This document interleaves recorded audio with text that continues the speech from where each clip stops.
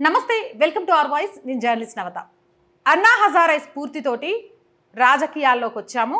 అవినీతిని చీపిరికట్టతో తరిమేయడమే మా పార్టీ లక్ష్యం అంటూ రాజకీయాల్లోకి అడుగుపెట్టిన కేజ్రీవాల్ రాజకీయాలను అడ్డు పెట్టుకొని రాజ్యాలను ఏలడానికి సరిపడా అవినీతి సొమ్ముని సంపాదించుకోవడానికి ఏమేం చేశాడు అన్నది చాలా క్లియర్గా బయటకు వచ్చింది.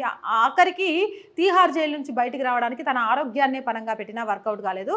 కానీ ఎన్నికల ప్రచారం చేసుకోవాలని ఒక సాకుతోటి బయటకు వచ్చారు, మధ్యంతర బెయిల్ తోటి, జూన్ 4 వరకు అనుకుంటా. ఈ నేపథ్యంలో బయటకు వచ్చినా కూడా కేజ్రీవాల్కి షాకుల మీద షాకులు జరుగుతున్నాయట. అవినీతి చేసినోడివి, లిక్కర్ స్కామ్ చేసినోడివి, నీ కోటేయడం ఏంటి అని ప్రజలు చీ కొడుతుంటే అన్నా హజారే మాట్లాడిన వ్యాఖ్యలు కేజ్రీవాల్ ఇజ్జత్ మొత్తం నడి రోడ్డు మీదకి తీసుకొచ్చినాయట. ఏంటి అనేది ఈ వీడియో ద్వారా మీకు అందిస్తా.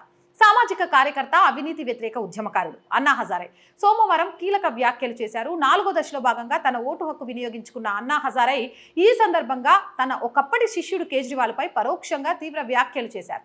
ఈడీ అధికారులు వెంటబడుతున్న వారిని ఎన్నుకోవద్దంటూ దేశ ప్రజలకు అన్నా హజారే పిలుపునిచ్చారు. దేశ రాజకీయాలు తప్పుడు వ్యక్తుల చేతుల్లోకి వెళ్లకుండా ప్రతి ఒక్కరూ సరైన అభ్యర్థిని ఎన్నుకోవాలని సూచించారు.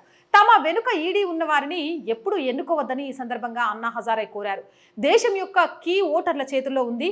ఈ కీని కుడి చేతిలోకి ఇచ్చి సరైన పద్ధతిలో ఎన్నుకోవాలి అని అన్నా హజారే తెలిపారు. ఇక ఎవరి ఇమేజ్ పూర్తిగా క్లీన్గా ఉంటుందో అలాంటి అభ్యర్థులను ఎంపిక చేయాలని ప్రజలకు అన్నా హజారే సందేశం పంపారు. అంతేకాకుండా ఈడీ వెంటాడుతున్న వారిని కాకుండా సరైన అభ్యర్థులను ఎన్నుకోవాలనే విషయాన్ని ఎల్లప్పుడూ గుర్తుంచుకోవాలని సూచించారు.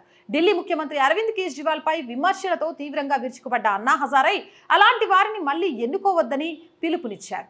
అరవింద్ కేజ్రీవాల్ని అన్నా హజారే విమర్శించడం ఇదే తొలిసారి కాదు. గతంలో ఆయన అరెస్ట్ అయిన సమయంలోనూ కేజ్రీవాల్ వ్యవహార శైలిని తప్పుపట్టారు. 2011లో లోక్పాల్ బిల్లు కోసం అన్నా హజారే చేపట్టిన అవినీతి వ్యతిరేక ఉద్యమంలో ఆమ్ ఆద్మీ పార్టీ అధినేత కేజ్రీవాల్ కీలక పాత్ర పోషించారు. అయితే తర్వాత కేజ్రీవాల్ స్వతంత్ర వేరుకుంపటి పెట్టుకున్నారు, సొంత రాజకీయ పార్టీని స్థాపించారు. ఆ తర్వాత ఢిల్లీ అసెంబ్లీ ఎన్నికల్లో గెలిచి అరవింద్ కేజ్రీవాల్ ప్రభుత్వాన్ని ఏర్పాటు చేసి ముఖ్యమంత్రి అయ్యారు.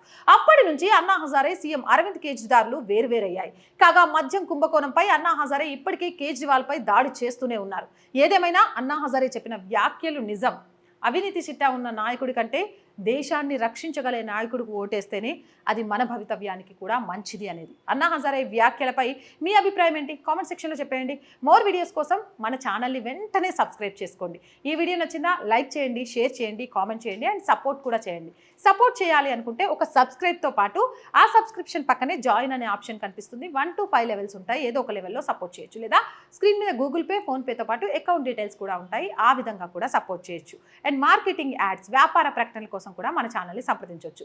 8328500576 ఈ నెంబర్కి సంప్రదించి వ్యాపార ప్రకటనల ద్వారా కూడా మన ఛానల్కి సపోర్ట్ చేయొచ్చు. Please support our channel, subscribe our channel. జై భారత్.